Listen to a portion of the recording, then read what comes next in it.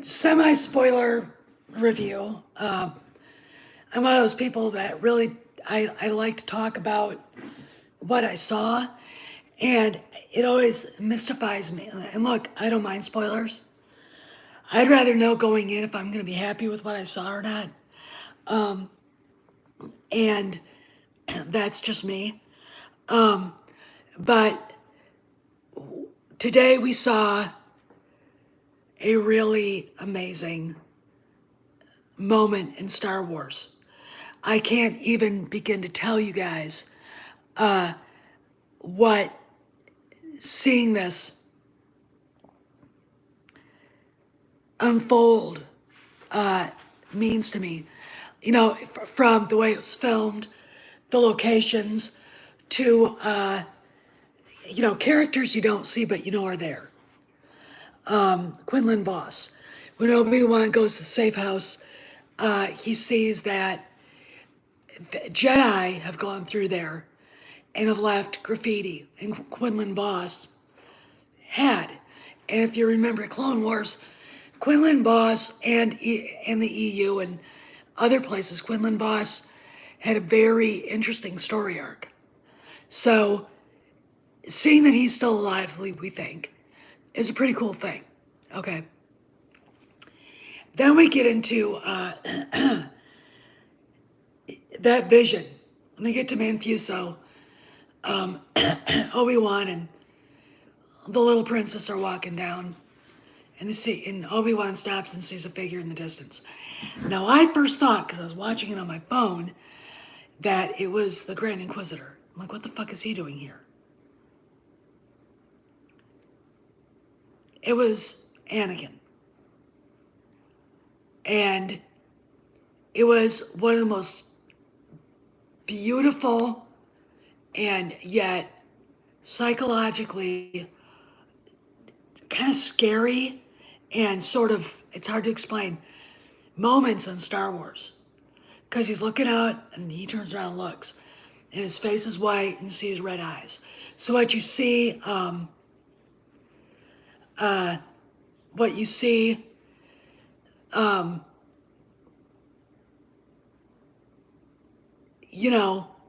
in that, you ask yourself, is it really Anakin?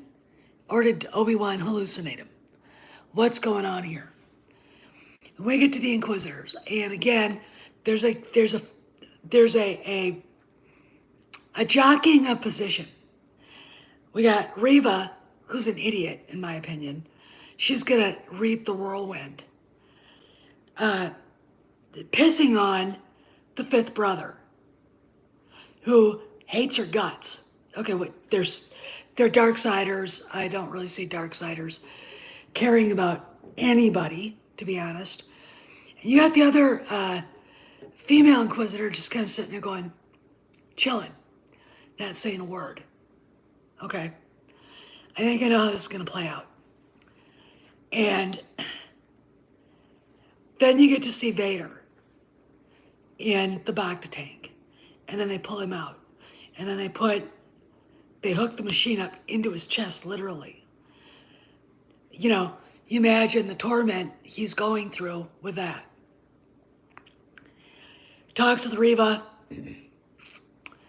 And then they decide, after an argument, to send out probes to the system where the mining area. And they get there, probes get there, Obi-Wan and Leia take a ride with an Imperial loyalist. I mean, look, when you see, I'm going to tell you something. Even now, there are old Germans who are still alive who remember the Third Reich fondly, okay? And when the creature says something about it's always nice to have order, he's not a bad guy. He's not bad. He's just, he saw the Clone Wars, the corruption of the Republic, and Palpatine and Vader come along, and there's order. Okay, they're and you can tell that the propaganda that the Jedi were all corrupt and needed to be extinguished had worked. Okay, doesn't make the people who are necessarily loyalists bad guys. I mean, my Uncle Joe was sequestered in basically when the guys went into Bavaria, they lived with German families. And my Uncle Joe said that they weren't bad people. Okay. It's a hard thing to think about. I understand that. I remember a video of soldiers when we first went into Iraq, and there was a big news kerfuffle about food not being able to make it up to them, MREs, and which was bullshit. I mean, if you know anything about the military, you know the news was making a bigger deal of it than it was. But anyway, see two guys, 1st Infantry Division, sitting up against a house, and an old Shia woman tossing flatbread and hard-boiled eggs to them. Is she bad because she's Iraqi? No. To her, they were liberating the place. Okay? And there you go. I mean, these are the experiences of war. You either have really bad people or really good people just on a different side. It is what it is. So we see that with that guy driving the transport. And then he picks up some stormtroopers, and Obi-Wan messes up. And he uses Leia's real name. And comes up with a lie. And we go on from there. They fix it, but they approach the garrison. And of course, there are stormtroopers there. And all kinds of shit goes down. And another transport of stormtroopers show up to grab him, but they're with an officer. And the officer is played by Indira Varma, who played Niobe in Rome, the TV show. Lucius Verus's wife, Lucius's wife. And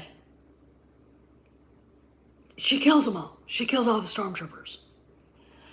And they go with her to a safe house. And this is where you get to see Quinlan, all of the Jedi graffiti on that wall.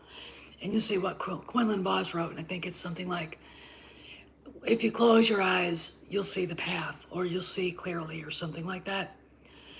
And then they're waiting and waiting for the pilot to get ready, and all of a sudden, you see something really bad happening outside the door. And you see a bigger the 501st show up. And they're lining up. And here come the Inquisitors, but someone else is with them. And the approach of Vader is as scary as it could possibly be. I mean, when you're watching The Empire Strikes Back and he's on Cloud City, you've got all that artificial light. He don't look that scary. Vader in the dark is fucking scary. Okay, so if you're a fanboy who's upset it breaks canon, no, it doesn't. All right, no, it fucking doesn't. And don't look. You're being intellectually dishonest if you think it does. And I am sick and tired of that shit. Okay? You're being intellectually dishonest, and this has become pathological. And I'm done. And Vader is just killing random people. He's picking them up. Oh yeah, Jay, it does. I mean, Vader's picking them, and I mean, not just a little force push, but boom, lifting them up from far away and choking them to death, throwing them around like rag dolls, breaking necks with the force. And I'm going to tell you something. It takes a very strong man to physically do that. It's very difficult to break a human neck. Okay, I'm telling you that right now. Um, and all of a sudden, Obi-Wan is watching, and he basically tells Indira Varma to take Leia to the ship, and he catch up. And Obi-Wan goes kind of like in the same direction, but on a different path. He goes there, they go there. Yep. And Kenobi ends up facing him. And they all right, he gets away, get back, and then Ben is, I think, trapped, kind of. And Vader just abuses him, but fucking abuses him. Now remember, for the fanboys, you have to use the Force to keep being strong in it. The Force is like a muscle. If you don't use it, it's going to atrophy. Ben does the best he can. Okay, he does the best he can.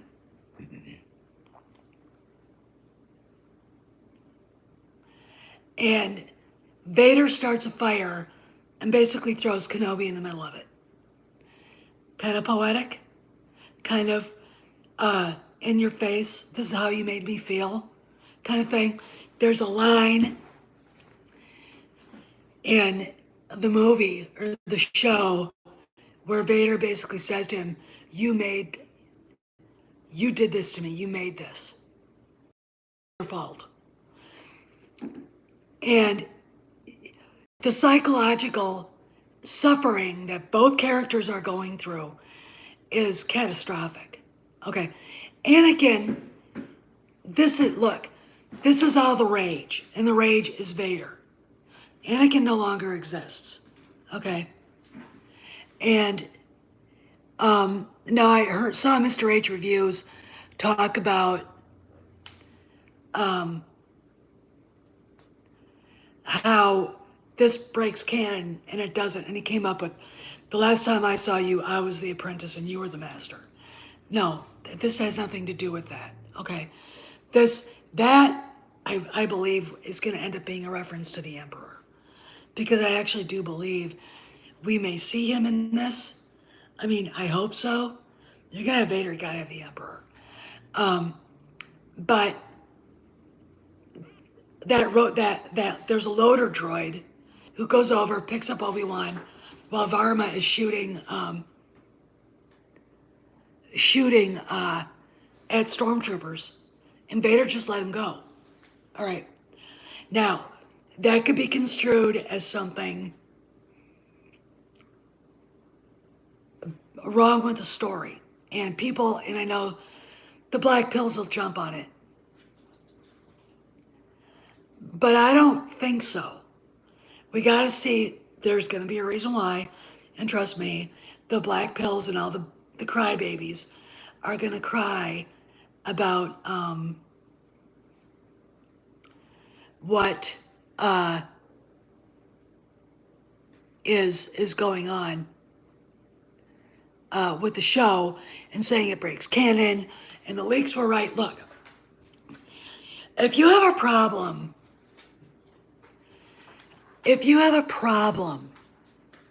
with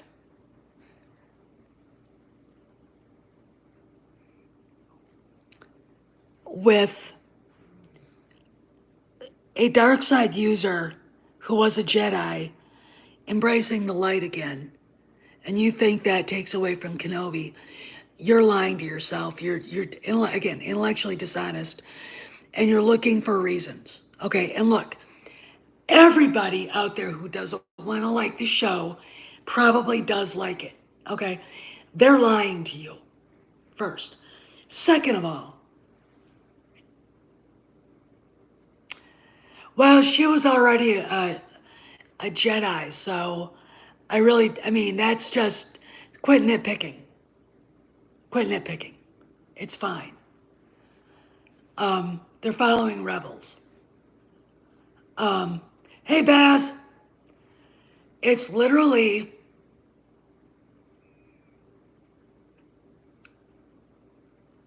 the stupidest thing. A dark side user like Reva, who was a Jedi youngling at the temple, she's in that very first scene. You know, and watch, you know, not going back to the light side of the Force would not make the show good, okay? But there are people who don't want to like it because it's not popular to like it amongst the fandom menace, amongst, you know, the G&G crowd and Nerdrotic, and I can't imagine what that genius smart guy Ryan Cannell is saying. All right, I really can't, because they don't want you to like it, okay? They don't want you to like it. They don't want you to use your will, your free will, and your smarts to intellectualize what's good about it. And here's what's good about it. Obi-Wan and Anakin are forever connected. Forever. All right? There's a psychological issue going on with both of them. Anakin, as Vader, is enraged. And he will, and he's been angry and enraged and blames Vader blames Obi-Wan for everything. From him burning up on Mustafar to Padme dying. He, you know, and he has yet to realize, I mean, it's not Obi-Wan Kenobi that's eventually going to fix what's broken. It's Vader's son. Vader doesn't know anything about what is going on, really. He doesn't realize the Princess of Alderaan is his daughter. Thank God. Okay? Oh yeah, me too, Thornton. And the idea it breaks canon is fucking ludicrous. And then using one line from the OT in A New Hope and ignoring everything else from Empire and Return of the Jedi. That is intellectually dishonest. Okay?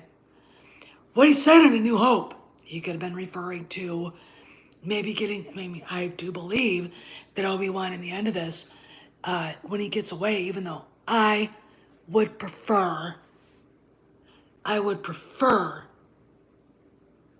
that any sort of next fight be on the ethereal plane of the Force and not real, in the real world.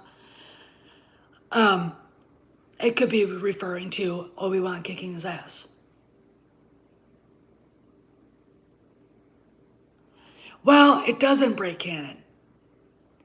And my advice to people who like this show is don't go to people who say it does. I mean, I've seen the fandom bimbos who don't know anything about Star Wars, who are neck deep in that stupid show,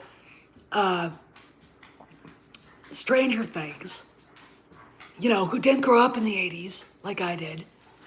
Hey, Carla, how you doing? You know, saying stupid shit. You know, I'm not the smartest person in the world, but I also know what makes sense in Star Wars, okay? And there are a lot of people out there who are doing this and doing that, who would not do as good a job. When you hear their ideas, they're goofy. It's like, that doesn't make any sense. George would force choke you for that. That does break canon. Well, I don't really care about it, and I'm really glad that they're going to end it this year so we don't have to. Thanks, Baz. So we don't have to hear about Stranger Things anymore after this. One of those things where I look at the pictures of it and hear people talk about it, it's like, why is this such a thing? You know, again, Netflix has a problem called cuties. And until Netflix gets rid of cuties, Fuck Netflix. I don't care if they get all the rest of the woke shit out. Fuck Netflix. All right? They're allowing pedophiles to get their jollies. Okay, that's disgusting. And that show endangers kids.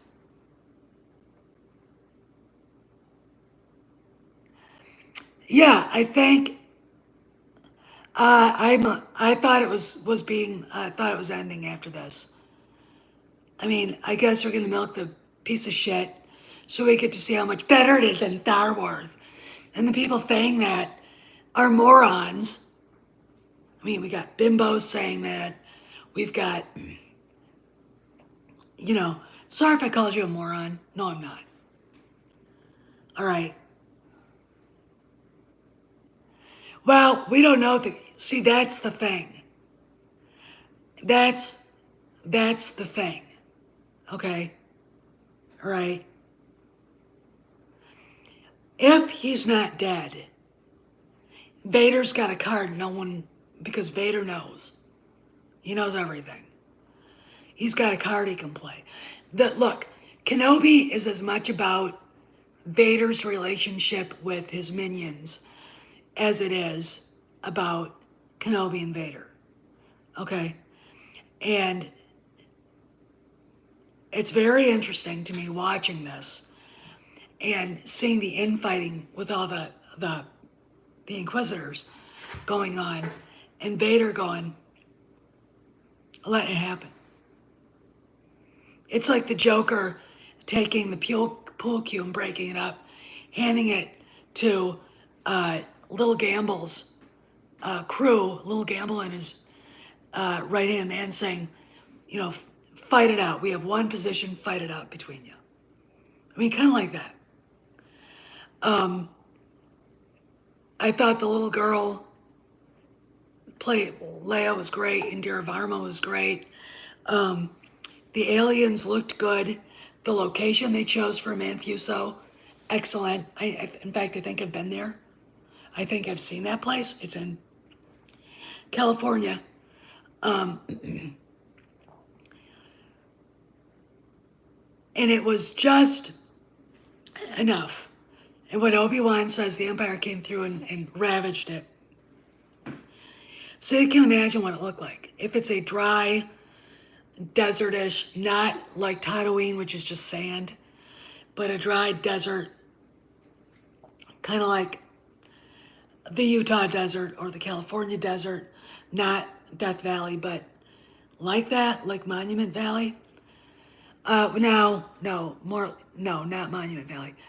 Any place between Barstow, California, and towards the coast, till you get to where there's water. It looks like that. Okay, look. Look. When we left Florida in 2009 to be stationed at Camp Pendleton, we drove the southern, not the way southern route, but the southern route through the Florida Panhandle. What a shithole. Sorry, Jay. It is. Alabama, and I loved Mobile. Being there you can see the Gulf is beautiful. Mississippi, and up into Shreveport, Louisiana. And we left Shreveport and we drove to Lawton, Oklahoma and stayed.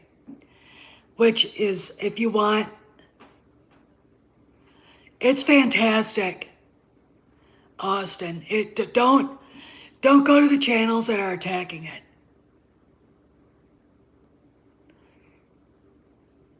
Well, Jonathan, there are a lot of people that are doing it. I'm not going to say who they are, but they're doing it. Look, the problem is this. It is not that Kenobi's bad. It is that people are upset that they're not getting what they want from Disney right now, which is the Skittles alphabet community being kicked off the team. Okay, and it's become pathological because they equate that shit with the show. 200,000 people work for Disney. And there are people, oh, it is. I mean, look, the sequel trilogy is going away. Okay. They brought, I mean, with the mention of Quinlan Voss, my heart soared. He's one of my favorite Jedi. And the reason why is because he's a free thinker, kind of like Qui-Gon. And he's a wild man and he's unorthodox, and I like that, okay? But he was mentioned in that, okay? There are people who equate Reimagine Tomorrow with Kenobi, with all of this. All right, I'll address that. And that's not fair. It is not fair to the show. It is not fair at all. Oh, my face lit up too. My heart.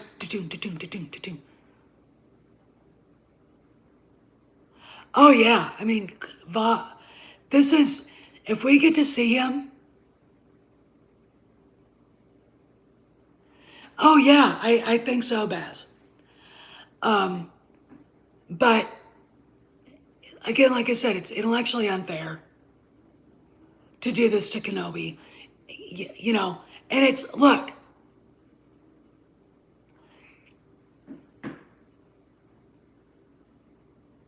It's time for people to start getting real. I mean, why are they? I mean, I've seen people pick Top Gun Maverick against Kenobi. Why? It's a feature film. And they just want to say that everybody wants to see that, not this. Here's the deal.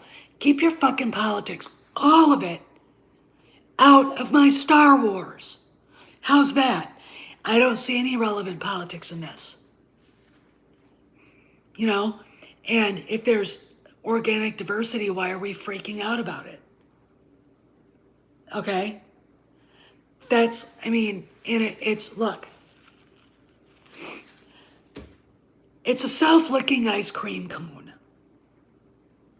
All right? And here's what I mean by that.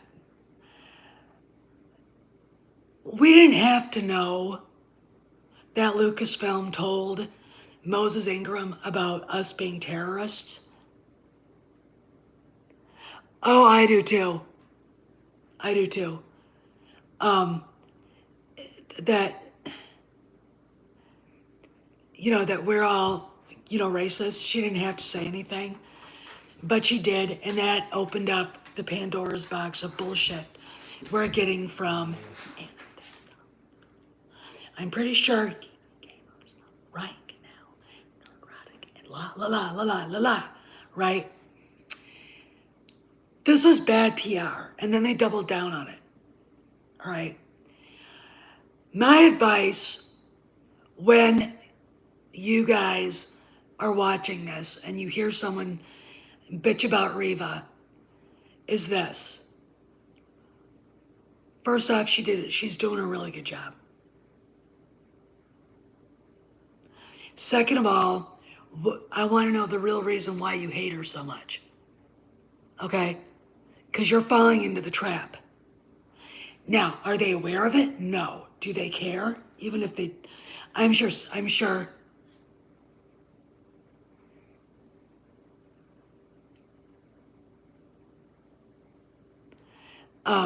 I'm sure that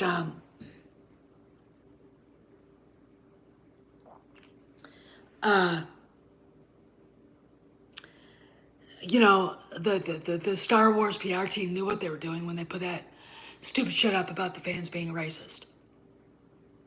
Because they knew that the people I mentioned would jump in hook, line, and sinker and embrace it.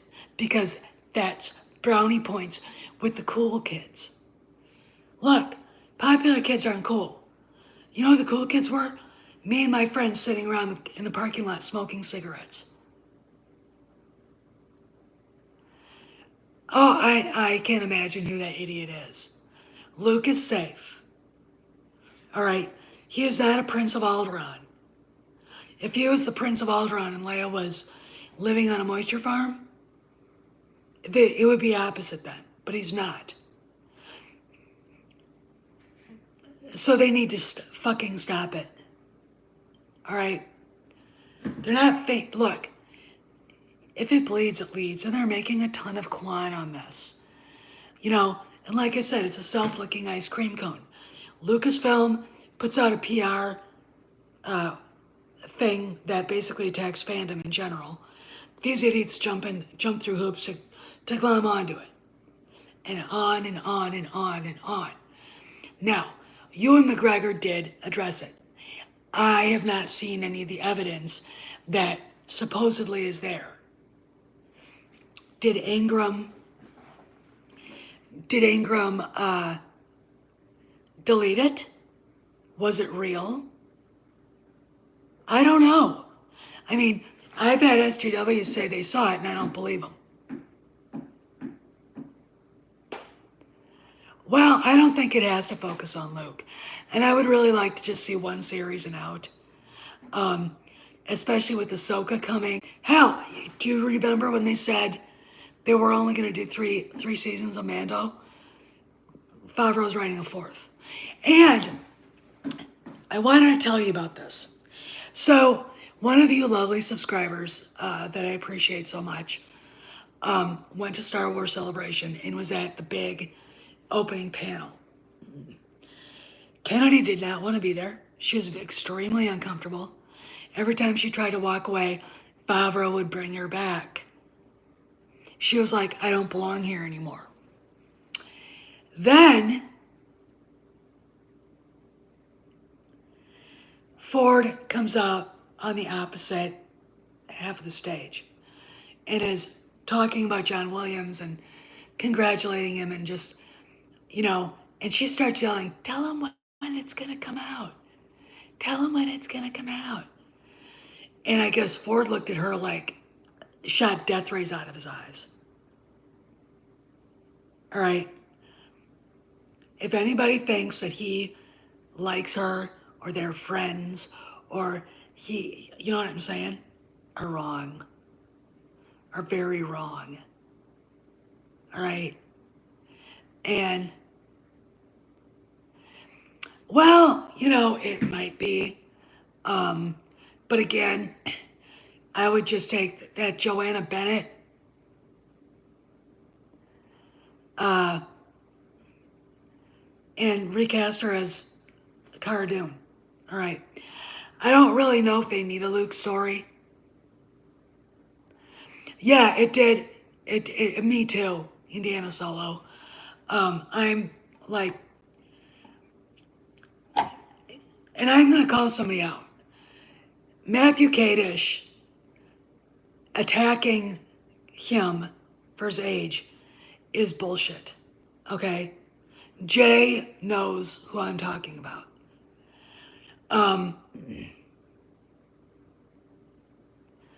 Joanna Bennett played the female Tusken Raider in Boba Fett. And she's a badass. All right? I'm not asking for Meryl Streep to play Cara Dune. I'm just asking, you know what I'm saying? But attacking Harrison Ford for his age, attacking the show is just a low-level dick move. All right? It's a low-level dick move. And only someone who never made it in the film industry would do that. Okay? I mean, you know, a lot of people want to see Indy 5 fail. I don't know why. And they're like, well, we didn't need it. And it's,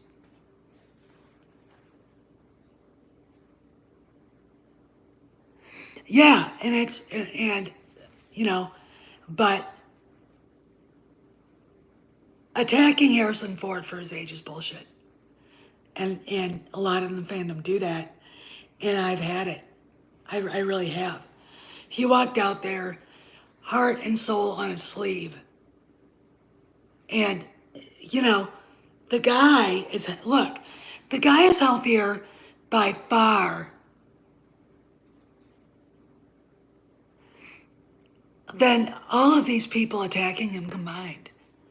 I mean, some of these guys are morbidly obese, they have bad diets, they sit on their asses all day, you know, um, you know, and it's like the guy rides 30 miles a day on his bicycle.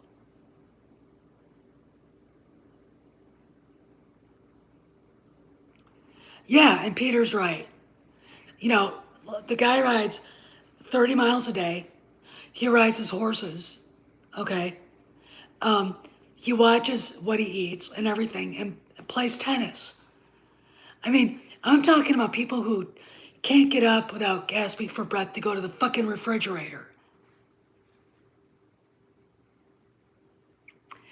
Oh, he's I mean, Harrison, there was the guy that helps train him who did a video about it, and seeing him talk about him, that he's healthier than people half his age. It's true. But hey, he's almost 80 years old. He's going to be 80 on July 13th. We need to be upset and say he needs to retire now. Okay. Meanwhile, he's doing 1932 or 33 for Taylor Sheridan.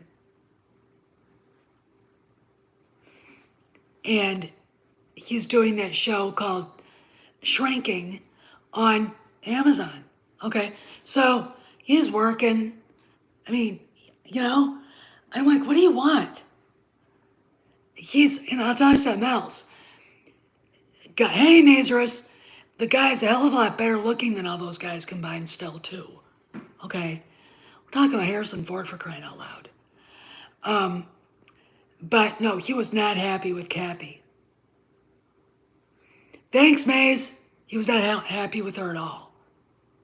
I mean, I was like, when I read that, my favorite, I have so many, but The Empire Strikes Back. Then, Raiders of the Lost Ark, Last Crusade, Frantic, Fugitive, the Jack Ryan stuff. You know, he's in Witness. If you haven't seen Witness, you need to. I live in the area it was filmed. Oh, Air Force One, yep. But you gotta see Witness. I mean, it's an interesting movie because you don't realize. I think it's a toss-up between The Fugitive and Witness, and I really think he got screwed over when the awards nominations were coming up for The Fugitive, because Tommy Lee Jones got the lion's share of the, oh, he's so great. Yeah, but when you watch the movie as many times as I have, I think he was overacting. All right? Yeah, it's the Amish one. And you don't realize how many different microcultures are in this country. And the Amish are definitely a microculture. I mean, when you're driving down between here and Chambersburg or Lancaster, and you see them in their buggies, it's kind of a shock. Oh yeah, he was. That was a good movie. It was weird. I hate Olivia Wilde. I hate her.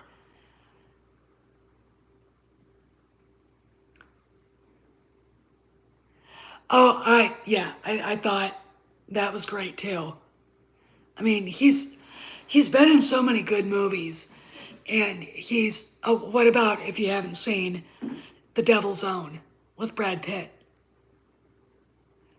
He was really good in that movie and took a lot of shit because I've got an article upstairs about it. Oh, the Frisco Kid. That was Han Solo with a beard. That's about what it was. And it's it's literally the goofiest thing you've ever seen in your life. Um, but the Devil's Own, I'll give you a synopsis. A little boy sees the IRA, or no, probably provost, break into his house at dinner time and kill his father in front of him. Up in Belfast, around there. Fast forward 10 years, 15 years. And little boy is now a member of a very fanatical armed faction of the IRA. And they decide they need missiles to send a message to the British Army. So he goes to New York and meets a guy in the underworld. Now, I'm going to say this. The guy playing the underworld dude is not an Italian mobster. Okay, he's just kind of a criminal dude. And this New York state or city judge who supports the IRA gets a place for him to stay at in a New York City cop's house in Brooklyn. All right. Or Staten Island, I can't, yeah, Brooklyn. And, oh, we'll talk about that. I don't know what she did, but anyway, and it goes on from there. Harrison Ford plays the New York City sergeant, cop, beat cop. Ruben Blades plays his partner. And it's a really good movie. And Brad Pitt, I mean, I'm sorry, but Harrison Ford at the age of what, 50? Almost 50 years old when he made that, was 20 million times better looking than Pretty Boy. I was like, who is Brad Pitt who? He was just great. He was just great. And there was controversy surrounding that movie. And someone, I think it was over budget and stuff, and they're trying to blame Ford. And the story, I've got it. It's in one of my collected magazines. He was pissed. Let me explain something to you. There are people that worked on that movie that never worked again. He did that. He did that. All right. Not one to fuck with. And I'm going to say this. When I read my friend's reaction to watching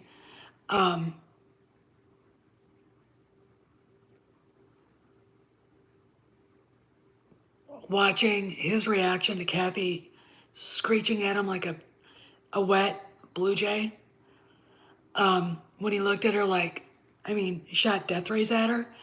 I mean, Harrison Ford, he's got the dad look or the pissed off look down perfectly. And being that he's the father of 4 boys, yeah, like, I'll tell you, there's a scene in Witness where the little Amish boy, played by Lucas Haas, goes into the room where his mother put the 38, and he picks it up. Now it's still loaded. You gotta cock it back to fire it, but still, a little, 10-year-old boy should not be messing with that thing. And Ford sees him and tells him to stop it in the dad voice. That dad voice that made everybody go like that when they were kids. And the kid goes like that, like he was touching a hot potato. And then Ford sits down with them and explains to him it's a very dangerous thing, shouldn't be playing with it. So he goes from scaring the shit out of him, which is why dads use that voice, to explaining to him gently why you can't mess with it. And it's a really neat scene. He was nominated for an Academy Award for that. Yeah, well, from what my friend said, it wasn't even the dad look. It was, shut the fuck up, you fucking bitch look. I mean, holy crap. You know, she did not want to be there at Celebration. Favreau kept trying to pull her back on the stage. All right? This was the moment when you can say, in my opinion, that she's trying to exit. Okay? Who is there taking over? Because she knows, look, her name's on Obi-Wan Kenobi, but she didn't have anything to do with it. This is a good show.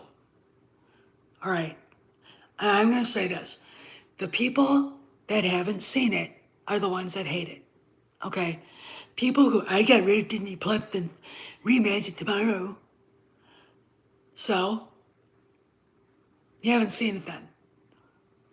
How do you know? Okay?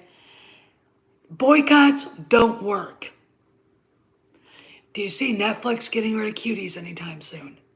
No. They haven't apologized for it. And they should. Okay? Obi-Wan Kenobi doesn't have anything to do with Reimagine Tomorrow. I haven't seen one homo or dyke on this show. Again, it's Star Wars. That shit doesn't need to be. Okay? Not one.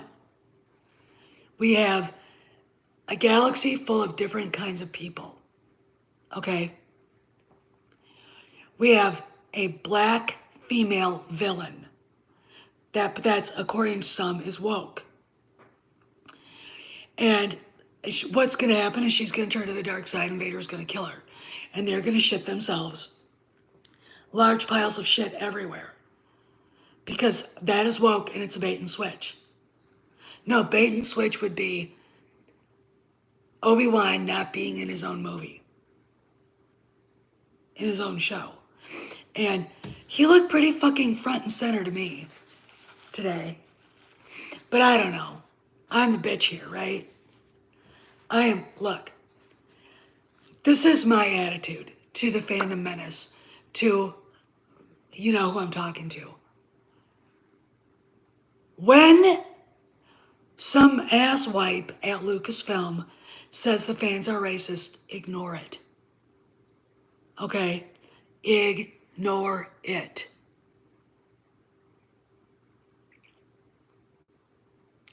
Thanks, Kyle. Fucking ignore it.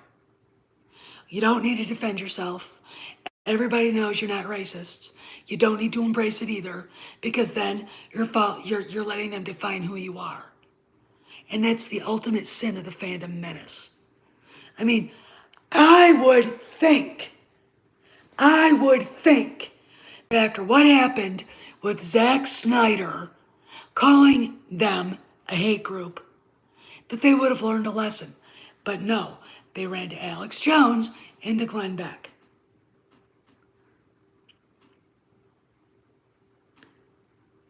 Now, if I was a PR person, you know, I would be looking at him going, look, if you have Alex Jones on your channel,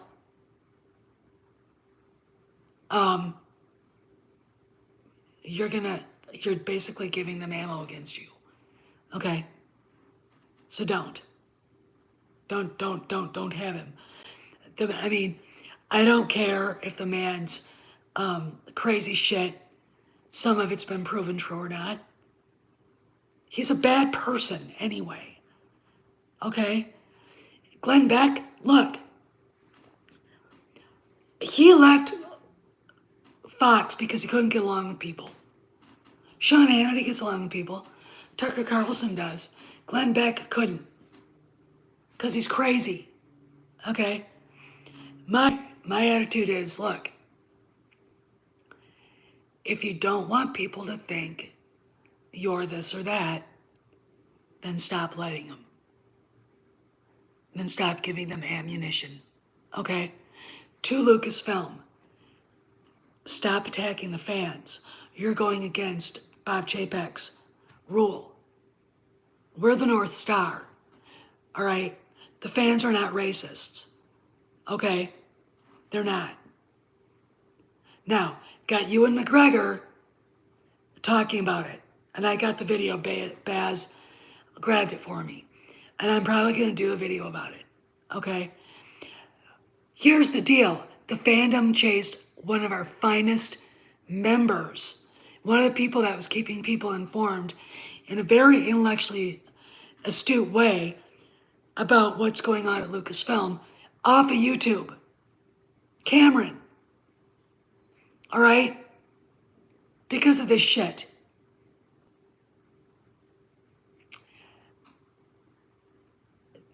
This is wrong, what you've done to him. It is wrong. Okay? When I heard what happened, I was horrified by the people that did it. Okay? Look, and this is not the same incident, but this is a different incident. I'm Catholic. I don't evangelize because the Holy Spirit hasn't done this on me. Okay? I couldn't do it. I don't have the wherewithal or the articulation or even the knowledge to do it. So one day, Cameron's on there talking about whatever, and this Protestant, evangelical, whatever, jumps in and starts first up berating him and then trying to evangelize him. And I'm like, this is not the appropriate conversation to have in a chat right now. Second of all, you are not St. Paul, St. Peter, or St. Elizabeth Ann Seton. You're making a fool of yourself. Stop it. Okay?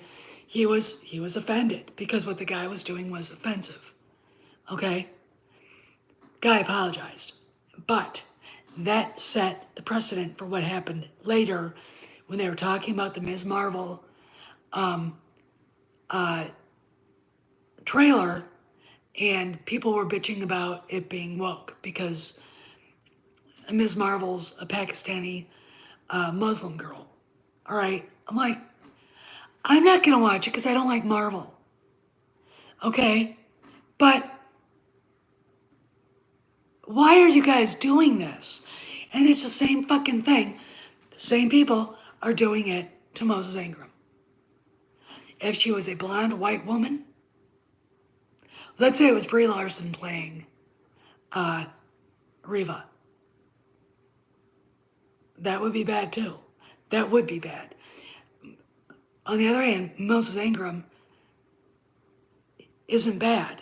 We don't have any history with her being a bitch to people. Okay? But here we are. All right? Can't enjoy anything. Can't enjoy anything. Breaks canon. Well, no, it doesn't. Nothing here is broken canon. Maybe your brain is broken. I don't know, but it doesn't break canon. Okay? And using one line from A New Hope and ignoring, I haven't felt this since, whoosh, walk away, remember that? Remember that?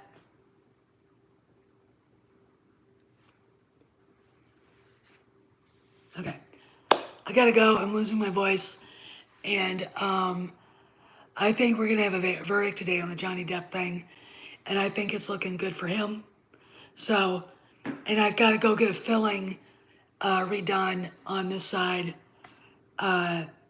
later today. So,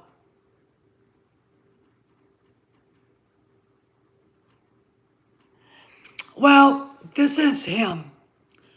When Zack Snyder called them a hate group, it was like he shriveled up into a little ball.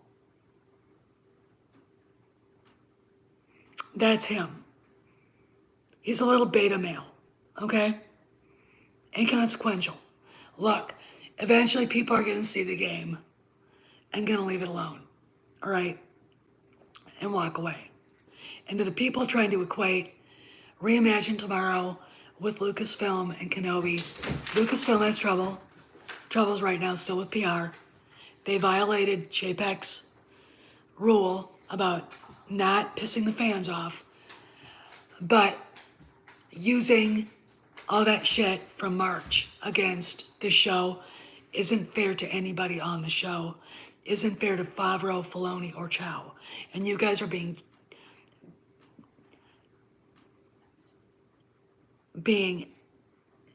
angry, little sad bastards about it. Steph, signing out. I'll see you around the galaxy.